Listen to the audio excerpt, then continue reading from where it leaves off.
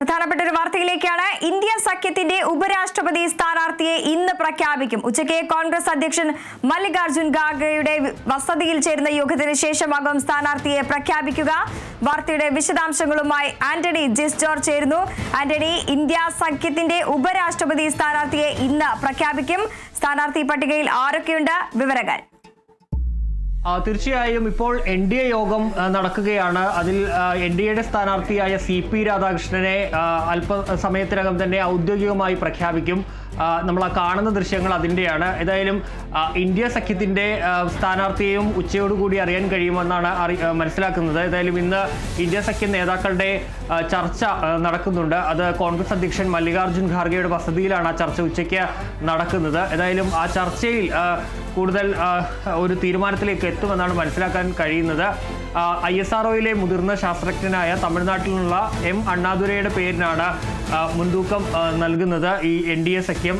പക്ഷേ അതിനെതിരെ വിയോജിപ്പുമായി ഇപ്പോൾ നിലവിൽ ഈ തൃണമൂൽ കോൺഗ്രസ്, ഇന്ത്യ സഖ്യത്തിലെ പ്രമുഖ കക്ഷിയായ തൃണമൂൽ കോൺഗ്രസ് ഇപ്പോൾ രംഗത്ത് വന്നിട്ടുണ്ട്. കാരണം CP രാധാകൃഷ്ണൻ NDAയുടെ സ്ഥാനാർത്ഥി തമിഴ്നാട്ടിൽ നിന്നുള്ള ആളാണ്. അതുകൊണ്ട് തന്നെ ഇന്ത്യ സഖ്യത്തിൽ നിന്നും ഒരു സ്ഥാനാർത്ഥി തമിഴ്നാട്ടിൽ നിന്ന് വേണ്ട, തമിഴ്നാടും തമ്മിലുള്ള ഒരു പോരാട്ടം ഇക്കാര്യത്തിൽ വേണ്ട, പകരം ഒരു ദളിത് സ്ഥാനാർത്ഥി വേണം എന്നുള്ള ഒരു ആവശ്യം മമതാ ബാനർജി ഈ ഇന്ത്യ സഖ്യത്തിൽ ഉന്നയിച്ചിട്ടുണ്ടെന്നാണ് മനസ്സിലാക്കാൻ കഴിയുന്നത്. ഏതായാലും ആ ഒരു വിയോജിപ്പ് അവിടെ നിൽക്കുന്നുണ്ട്. ഒപ്പം തന്നെ മഹാത്മാഗാന്ധിയുടെ കൊച്ചുമകനായ തുഷാർ ഗാന്ധിയുടെ പേർ കൂടി ഇന്ത്യ സഖ്യം പരിഗണിക്കുന്നുണ്ട്. ഏതായാലും ഈ തൃണമൂൽ കോൺഗ്രസ് ഈ അണ്ണാദുരൈയെ സ്ഥാനാർത്ഥിയാക്കുന്നതിനെതിരെ ഇപ്പോൾ ശക്തമായ എതിർപ്പ് ഉയർത്തുകയും ചെയ്യുന്നുണ്ട്. ഏതായാലും ഇക്കാര്യങ്ങളിലടക്കം ചർച്ച നടത്തിയ ശേഷമായിരിക്കും തീരുമാനമുണ്ടാവുക. ഏതായാലും ഒരുമിച്ച് ഈ തെരഞ്ഞെടുപ്പിനെ നേരിടുക എന്നുള്ളതാണ്. ഏതായാലും CP രാധാകൃഷ്ണൻ തന്നെയാണ് വിജയിക്കാൻ പോകുന്നത്. ഏതായാലും അങ്ങനെ അതിനപ്പുറത്തേക്ക് ഇന്ത്യ സഖ്യം ലക്ഷ്യമിടുന്നത് ഒരു ഐക്യമാണ്. ആ ഐക്യത്തിലൂടെ ഒരു സ്ഥാനാർത്ഥിയെ നിർത്തി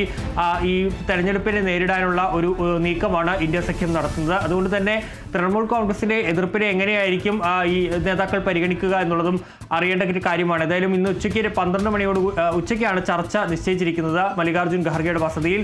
ആ ചർച്ചയിൽ ഈ പേരുകൾ ഉയരും. ഏതായാലും ഇപ്പോൾ ഇന്ത്യ സഖ്യത്തിൽ ഉയരുന്ന പേര് ISROയിലെ മുതിർന്ന ശാസ്ത്രജ്ഞനായ M അണ്ണാദുരൈ, അതുപോലെ തന്നെ മഹാത്മാഗാന്ധിയുടെ കൊച്ചുമകൻ തുഷാർ ഗാന്ധി എന്നിവരുടെ പേരുകളാണ് ഉയർന്നു കേൾക്കുന്നത്. ഏതായാലും ഇന്ത്യ സഖ്യത്തിന്റെ യോഗവും ഇപ്പോൾ നടക്കുകയാണ്. CP രാധാകൃഷ്ണനും ഇപ്പോൾ അവിടേക്ക് ഈ NDA സഖ്യത്തിന്റെ യോഗത്തിൽ പങ്കെടുക്കുന്നുണ്ട്. പ്രധാനമന്ത്രിയുടെ അധ്യക്ഷതയിലാണ് യോഗം നടക്കുന്നത്. ഏതായാലും ആ യോഗത്തിൽ CP രാധാകൃഷ്ണനെ ഔദ്യോഗികമായി തന്നെ പ്രഖ്യാപിക്കുകയും ചെയ്യും. ഇന്ത്യ സഖ്യത്തിന്റെ ഉപരാഷ്ട്രപതി സ്ഥാനാർത്ഥി ഇന്ന് പ്രഖ്യാപിക്കും. ഉച്ചയ്ക്ക് കോൺഗ്രസ് അധ്യക്ഷൻ മല്ലികാർജുൻ ഖാർഗെയുടെ വസതിയിൽ ചേരുന്ന യോഗത്തിന് ശേഷമാകും സ്ഥാനാർത്ഥിയെ പ്രഖ്യാപിക്കുക. വിവരങ്ങൾ നൽകുകയായിരുന്നു ആന്റണി ജിസ് ജോർജ്.